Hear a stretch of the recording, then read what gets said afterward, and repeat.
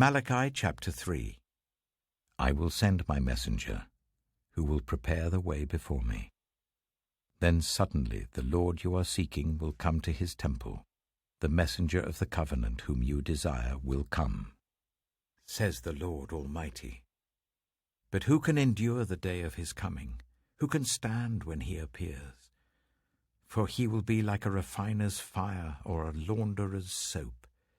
He will sit as a refiner and purifier of silver.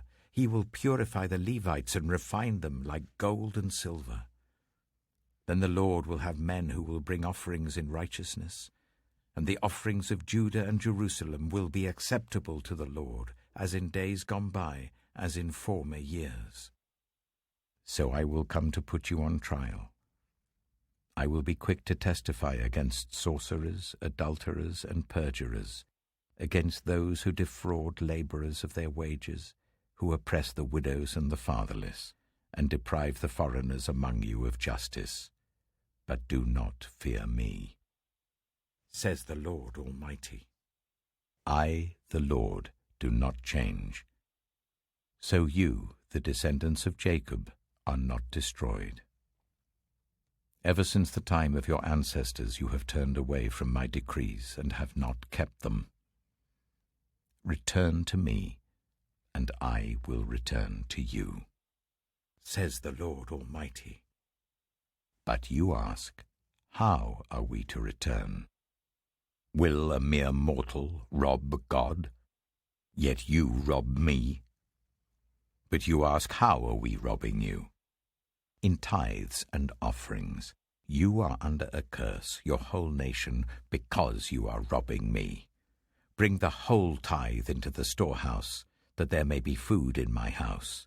Test me in this, says the Lord Almighty, and see if I will not throw open the floodgates of heaven and pour out so much blessing that there will not be room enough to store it. I will prevent pests from devouring your crops, and the vines in your fields will not drop their fruit before it is ripe, says the Lord Almighty.